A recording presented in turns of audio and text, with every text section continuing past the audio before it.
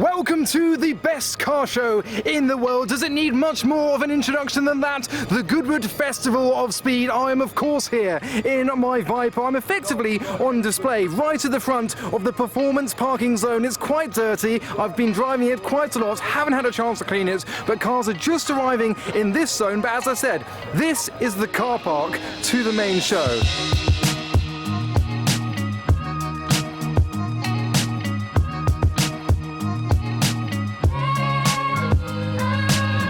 Be here for all 4 of the days, soaking in the sunshine, the rain that's forecast too, and trying to take maybe a different car each day. I got up very early this morning to get that front spot of the performance parking. I've always wanted to have a car on display, and I think that counts. So, let's see what we can do in 4 days. I will do my best to avoid my passion for endurance races, but look, CLK LM, Sauber C11, and the Jota Porsche 963, McLaren F1 GTR Longtail. But it's okay, there's other legends such as the Richard Petty Superbird, and the 2024 Aston Martin Vantage safety car from Formula 1, and the Group A Calsonic R32 GTR. And just beyond the noise, Nick Mason from Pink Floyd has brought his 250 GTO. And he's parked it next to his 512 BBLM. These are both owned by Nick Mason. But later on in the video, we'll see more of the cars, such as the MC12 GT1 and the F40 LM once they're uncovered. But for now, let's see what else we can see on site for day 1. At the Drivers Club, you've got the Countach, Sesto Elemento, Reventon, and the new Revuelto having the dew wiped off it from the morning. Further up, we've got the McLaren P1 in amethyst black, which is actually a purple, and the McLaren F1, which is actually black. But this car used to be white. It was involved in a huge accident in 2014 and has since been restored by MSO. And I think this might be the first sighting in its new look. It's funny how even a car such as the McLaren F1, a priceless artifact, a piece of artwork, shows you why Car Vertical is the most vital part of buying a car. Because if you type in a plate, you can find images such as these pictures of this crash-damaged car as part of the car's history. So as immaculate as this car is, it still has a past that you need to know when buying a car. Of course, I'm not expecting everyone to be looking at McLaren F1, so here is a more innocent-looking Volkswagen Golf report on the Car Vertical site. Look, the mileage has not been clocked. The odometer's all good, financial and legal status all good, but you can see damage. This car has been marked as an insurance write-off. You can see previous evidence of any previous accidents on any car that you buy. So when you're next in the market for buying yourself a McLaren F1 or a Golf, use my discount code of ADAMC to get 20% off your Car Vertical reports so that you are not hit with any hidden details about the car's past. So thanks to Car Vertical for sponsoring this epic video. But as I'm sure you've seen, every year we have a sculpture in front of the Goodwood House, and this year we are celebrating MG. We've got an MGB in red on that end, and then the new MG Cyberster on the other end. Of course, I have a red MGB, and last year I went up the Goodwood Hill in the new MG, so very fitting. Well, what a nice surprise over the road. This is where we're going to spend most of today. We're at the Alpine stand with their new hydrogen hypercar. I saw this car at Le Mans this year. This is a piece of artwork. The more you look, the more you see. Like the forged carbon central line, the Alpine diamond in the middle of the wheels, the Perspex spoiler on the rear, and even more aeros shooting out the rear of the car. It is Alpine's vision of the future, maybe even a solution to the future. But stick around, because later on this evening we will be exploring another solution to the future of motoring. But moving on to the car audio security stand with airlift performance, we have the Gravity Lamborghini Huracan Liberty Walk, the first in the UK, and I think its first outing as well. And how's this for a sighting? A wide body E30 BMW on air ride as well, with the livery and roll cage completing the look. Again, potentially a first outing because it's not a car I've seen before. But I feel like there's some kind of magnetic draw to this section. Like I feel, oh, it's Sam! Hello! Hello! He's at Festival Speed, how you doing? I found you with the GT40s, the Cobras. Can you believe I finished it? It's here. I know. at Festival Speed. Here it is. Are you looking to buy another one from Total Head Turners? Because look, they've got an aluminium-bodied Cobra. Aluminum. Aluminum. It's so cool, isn't it? It is. I like blue ones, actually. Thank you. Sorry, that's correct. save myself. Well, Lando Norris turned up quite famously at Silverstone in his chrome Cobra, but his is wrapped. It's Wrapped? blue and white underneath. Not so, C-wrapped, crapped. It's wrapped. Oh no, it's wrapped. Honky, honky, honky, honky, honky. They were honkies. And they have what looks like the spiritual successor to my MGB GT. They had the Cyberster last year. Now, this is a new Cyber GTS, so it has that hardtop, much like the MGB GT. And then there's a bit of a curveball. They've got a land speed record car, the Reborn Roaring Raindrop, and my camera's struggling to focus on what's going on here. You can see it's got that front clamshell made of glass, currently closing that cockpit. This is celebrating MG's 100th anniversary here at the Festival of Speed. Now, I'm on a mission to find a McLaren P1 drift car. I've come to Lanzante's stand. I mean, there's lots to look at, but right front and centre, we have the Red Bull liveried McLaren P1, the Mad Mac. Here is the world's first McLaren P1 drift car, rotary powered, and a front end that's raised a few questions. Some don't truly believe that this was a P1, maybe 650S, but everything else about it suggests that this is the craziest car to attend the Goodwood Festival of Speed, maybe ever. So as we've been seeing, this show is an opportunity for manufacturers to showcase and unveil some brand new cars, and we have demonstrations of that just in front with the brand new Honda Prelude. Honky, honky, honky. But oh my god, I know it's an electric car, but a car I've wanted to see for a while, has a huge crowd around it. The Tesla Cybertruck. Here it is, the first one to be in the UK. They're never going to sell them in the UK, but I thought I was going to have to wait till America later in the year to see my first one. And interesting to see that the UK audience is more keen on seeing the new Tesla Cybertruck than they are the new Ford Capri. Ford are another manufacturer who have brought an old name back to sell electric vehicles. This guy's in disbelief. He's like, is it really taking over the name of the old Capri?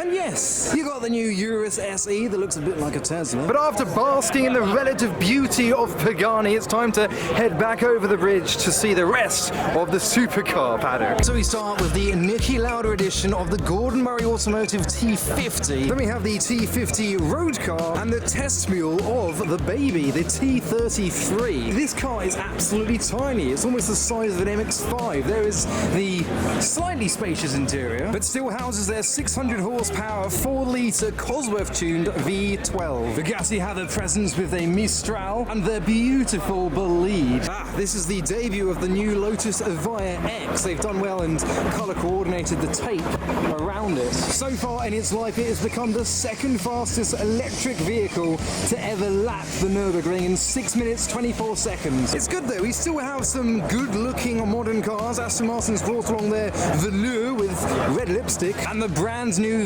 Valiant, as well as my personal favourite, the Victor. Definitely some inspiration from the early Aston Martin V8 Vantages. Next door we have the Aston Martin Valkyrie and the new Baby Vantage Coupe. There's so much more to look at, but it's okay, I'm here for 4 days. There's a Roma just shunned into the corner. McLaren have brought their Solus GT in the livery of the West F1 cars from the noughties. It's the Mika Hakkinen spec Solus GT. Oh no, we don't have a Yang Wang. What the hell is that?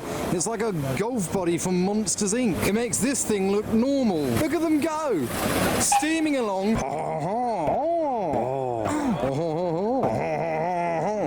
Yeah, I like that. There's Lando Norris, who isn't here. But of course, for many fans, my dad included, the highlight of the Festival of Speed is seeing Formula One cars up and close. This is the McLaren team with their 2024 liveries, McLaren Formula One car. That cockpit is tiny.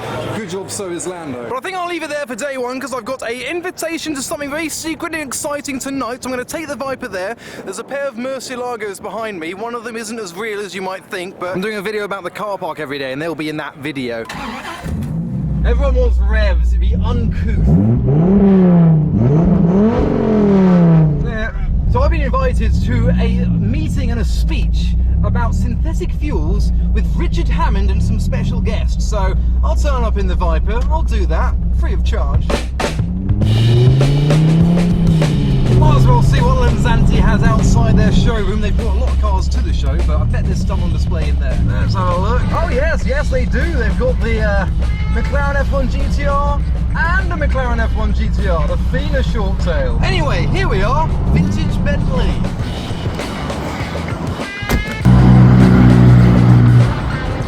The evening gave us an opportunity to look around vintage Bentley and the stock they have. We listened to a talk by Richard Hammond himself about P1 fuels and their look into the future about how we can fuel our cars with synthetic fueling. They already have manufacturers on board with them. Their main goal now is to bring the price down so us consumers can realistically afford it. But we later went back into the car park to find the car that Richard Hammond owns. That's short for Richard. And H, I don't want to ask him, are you the one in the car park, but... Oh, it's meant to rain today. That doesn't matter. We don't care. That's how we do it. Different car every day. Love it. In my eye. At least the weather's predictable this year. And I can't use my wipers anymore because the passenger one, the rubbers come off, so the metal wipers now scratch the windscreen. I'm in exactly the same spot as yesterday. I can't believe it. Fourth car here, again, exactly the same spot as yesterday, but in the Cobra. I should have taken the Cobra yesterday, Viper today, but I didn't. No one wants to get out of their cars, they want to stay in the dry. I have no choice. And yes, it was another 4:30 alarm to get that front row spot. People ask me, like, what's my favourite car? The Cobra is always the favourite car. That was the dream. That's why I got the Cobra first. And I keep looking back at it whenever I park it up. I don't do that so much in the Viper. Anyway, my plan for today is to go to the Bonham's auction, because there's a very rare car I want to get a look at and then see what moving and motion action I can find throughout the day. So inside the Goodwood house is where we will find the Bonham's auction. It's all very pretty in here. So there's quite a few to see here today. The auction is actually this afternoon. We have a LaFerrari right front and centre. But I'm more interested in this genuine AC Cobra, which is proof to all the Americans out there that they did make right-hand drive Cobras, one of 18 of the Cobra Sports. Estimate 400 to 500,000 pounds. And then this, my absolute favourite so far, the Ford Mustang Cobra R, one of 300 builds. I recognise this from all the video games I used to play as a kid, like the Ford racing game. I think Gran Turismo had one of these. UK registered. What's the estimate? Let's have a look. 50 to 80,000 pounds. I mean, it's maybe the one I'd most likely consider taking home. Obviously, I can't. But the car of the auction, you're gonna love. So this red McLaren Mercedes SLR is a clue, but will be subtly ignored because of what is around the corner. Another red McLaren Mercedes SLR. This one, the Sterling Moss, the final one ever made and the only one ever made in red. Most of them are silver. I think they made a white one. This is the only coloured example that I have ever seen with red interior to match. And around the rear is one of its most unique aspects. We've got the carbon fibre diffuser, and then the spoiler is also carbon fibre. Silver carbon fibre. That's continued on the interior as well. Silvered carbon fibre and a Kenwood sat nav. There you go, 75 of 75. But you now join me in the BMW courtyard for a potential look at the future of BMW's design. So, gone are the remarkable snouts of recent years, and we've now integrated the headlights in the kidney grille effects that you've come so used to seeing from BMW. It reminds me of a Renault Velsatis from the rear. Further around is a much more aesthetically pleasing concept, the Sky Top, which looks more like a Renault Laguna Coupe from the rear. So hopefully a step in the right direction. We're still yet to get a proper look at the new M5, which we might have to do in a little bit. But first we're heading into the Cathedral paddock, which apparently Red Bull paid £1 million to take over. The Mad Mike 650S has repositioned, because this will be going up the hill later on in the weekend. We legit built this car in exactly 100 days. On my YouTube, we've documented the 100 days from receiving this thing. So you got a P1 subframe and rear end, and then 650S on the front, GT 23 arches, wide body, rotary, a drift car from McLaren. And of course, the main part of the Red Bull section is about 14 of their Formula One cars throughout the years. Oh, this is the big moment, the global launch of the RB17. It's the 17 because it's 2024, it makes sense. Dougie Lampkin's getting bored waiting.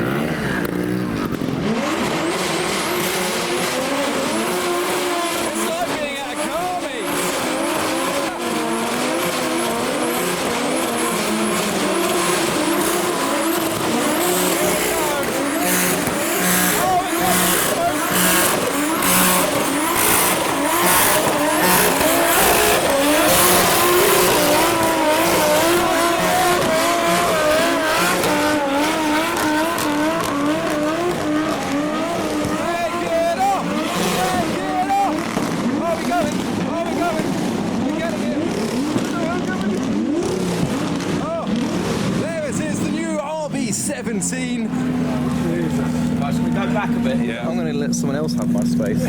Oh, here comes everyone I shouldn't have left. The RB17 is named that way due to COVID, because in that year they skipped a number in their F1 cars, so they had a spare number to use, and this is Adrian Newey's project based on the Aston Martin Valkyrie that he helped develop, and this is what he's created without Aston Martin telling him what to do, featuring Gordon Ramsay.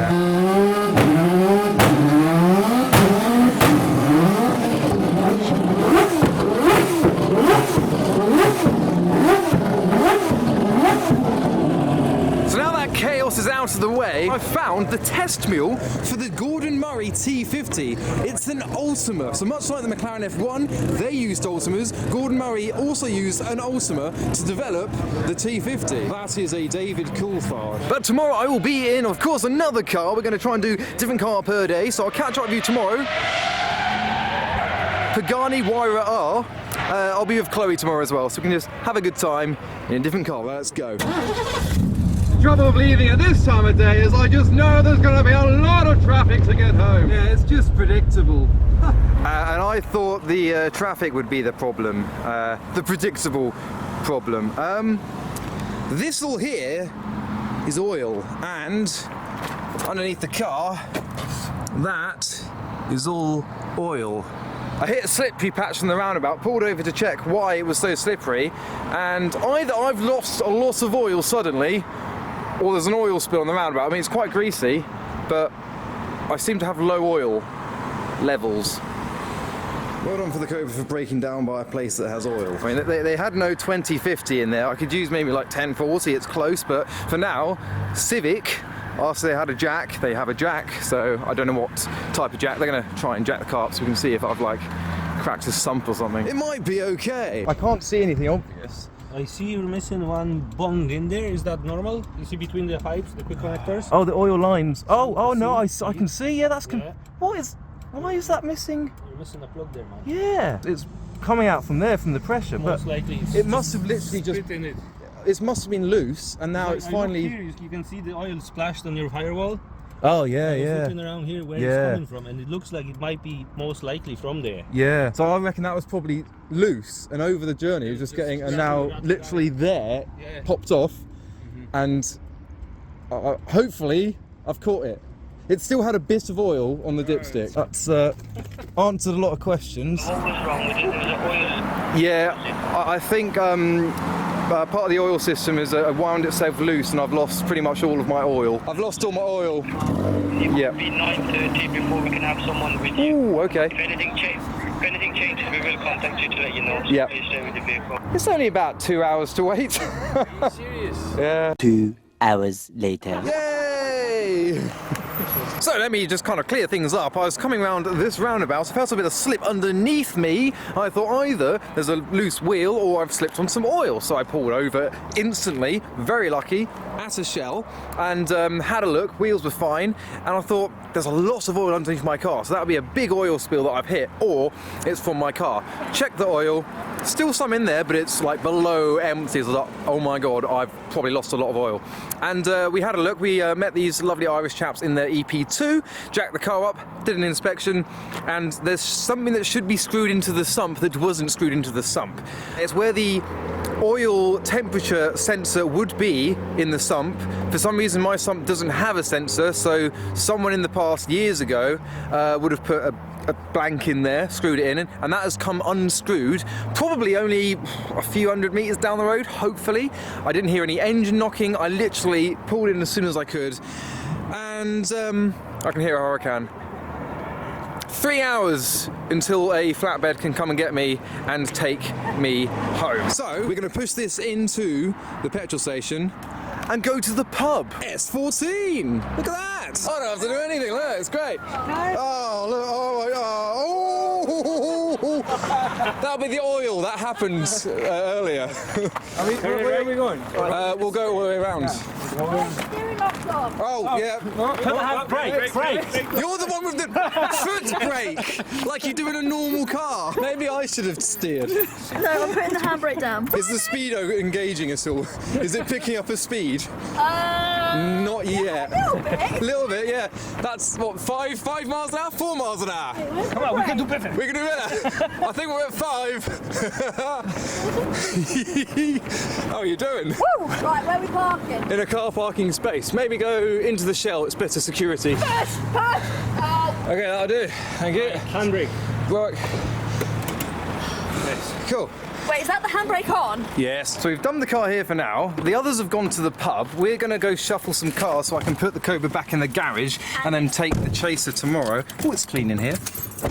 And then join them at the pub.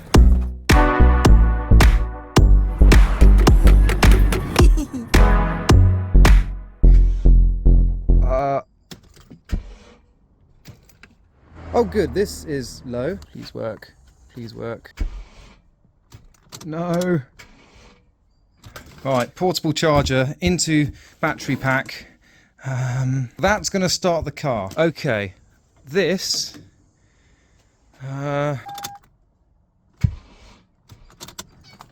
We have one opportunity to bump start it, and I'm putting the phone there. I'm not taking risks. Yeah! Yeah! Right, good. Nissan starts, and MX-5. Lovely! Basically, 3 cars in the way of the garage where the Cobra goes. So we're taking a bit of risk. We're taking the Chaser to try and charge the battery. I don't know what's going on there. We're meant to be taking this car tomorrow. We've put the jump pack on charge, but at home, so we can't use the jump pack, so we're going to have to bump start it if we can't start this later, because then we'll have 2 dead cars. It's all going to be okay! See, I was coming around here in the Cobra and approached here. Look on the floor in front of me, that's my oil. That kind of greasy patch in the middle, and about here I felt a bit of slip, so I pulled straight into the services to see what was going on. I thought maybe a tyre wheel had come loose or something, and I'm glad I did. All the police, there's 2 police cars, a Mark 5 Supra. I think maybe pull up and be like, yeah, I'm broken down. Yo, dog, I'll keep the Chaser running. That'd be a good idea. Well, it's not the combo we were asking for today, but it's the combo we're getting. Spoke to the guy in there. He said it's maximum stay 20 minutes. He said, can you move the car? I was like, no, I cannot move the car. Like, I didn't understand much of what he was trying to tell me, but... Oh no, I said, I can't move it, it's broken, it's staying here, it's only a maximum 20 minutes. I was like, well, I'm sorry, are there cameras? And then he just like, oh, it's okay. So,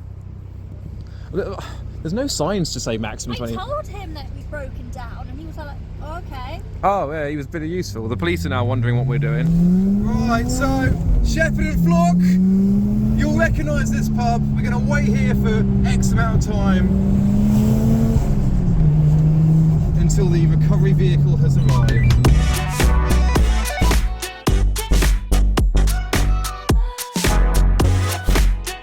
Yes! Beautiful. Is that can't be, that's a big truck. No, that's for lorries. No, that's for lorries, that's not us.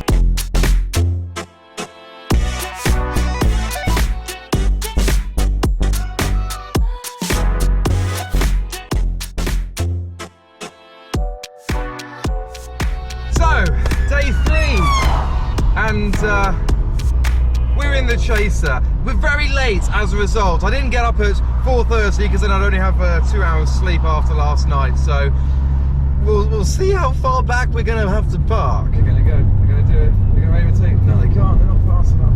I'm just nervous for them. Is she gonna do it? Oh, she is. Come on, go. I don't think she has acceleration. She's going. She's going. Oh my god. Yeah. Yeah, this is not gonna go well. Oh my god!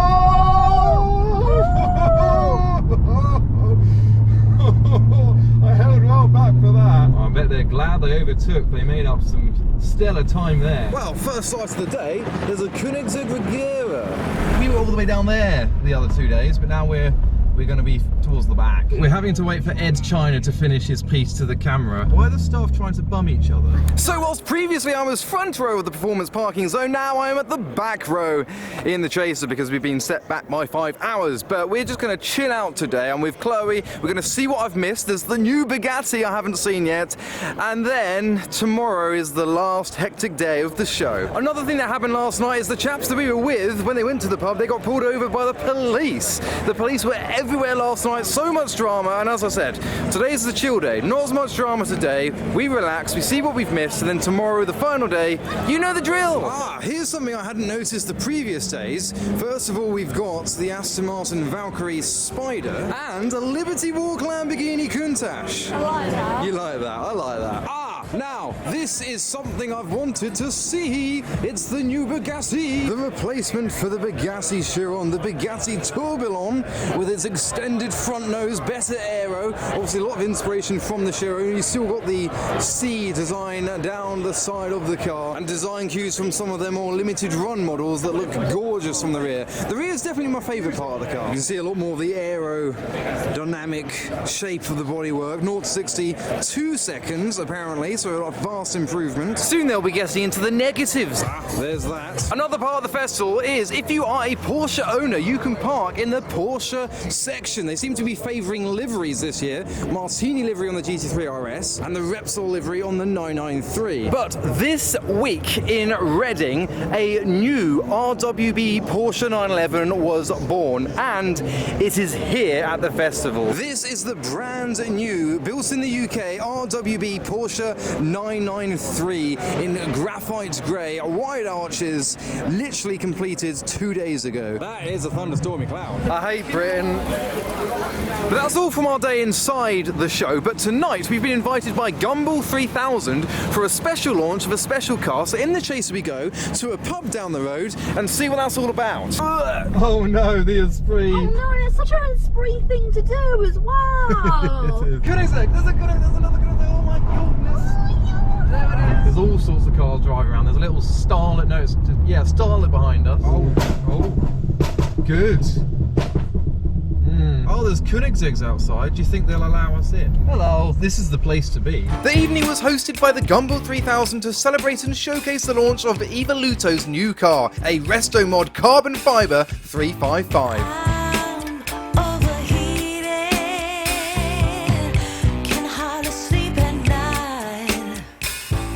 But after the meal with a few special guests, we headed back to the car park to find out Chloe had left me a little surprise in the Chaser. That's an interior light. Is there a door open? Was it your door? Is your door open? Is it your door? No. What did you do?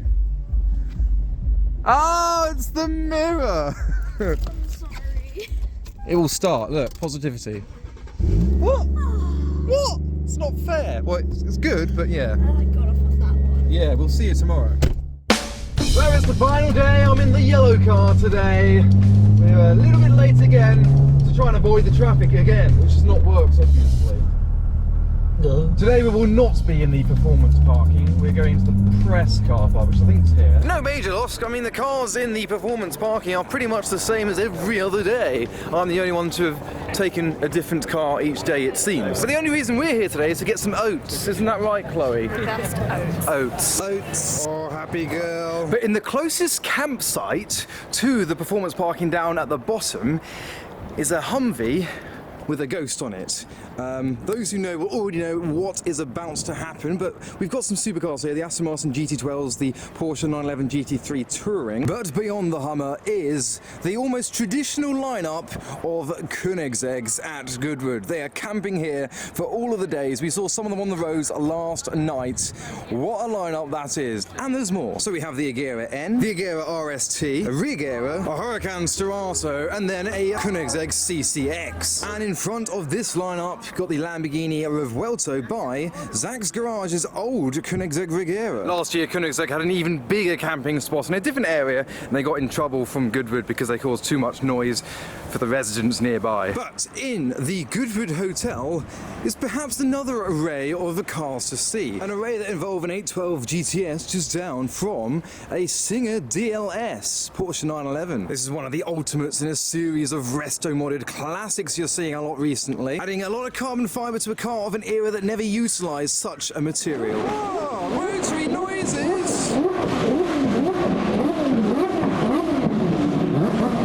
But today's been another day of kind of chillaxing, seeing the sights. I think 3 days are enough to see absolutely everything. You can do it in 2, and one day you're going to have to kind of rush around. We didn't do the rally stage, I rarely do it. So now I'm going to capture cars leaving. Oh, the traffic. And the mic is struggling. Oh, she's got closer. They've swapped drivers. All good. What do I need to do? This window up. This window up. Oh, we're pumping all the hot air out. Yeah, and then your window down. My window down, and now pump the air out. Waft it. And that. It's working. Is it actually? Yeah. Okay. I've got aircon. The aircon works in here. So this is Singleton. This is where we're going to head and watch cars leaving. Some of our friends are doing the same thing. So I'm going to park up in my usual spot. The pub's down there. Ooh. Let's go. But that was the Goodwood Festival of Speed, all 4 days, and a different car each day, despite the Cobra not quite making it home. Well, it is home, and just not under its own steam, so I need to sort that out. A little screw in the sump will sort me out, fill it of oil, should be good as gold. So let me know where you want me to take the Cobra later, and if you know more about, like, more so sumps, then give me some advice. But that was the best show in the world. Every year, Festival of Speed, my happy place. I love it. Hope you loved it. Hit that button and subscribe to be notified for other videos from this event that I do. But for now, thanks for watching.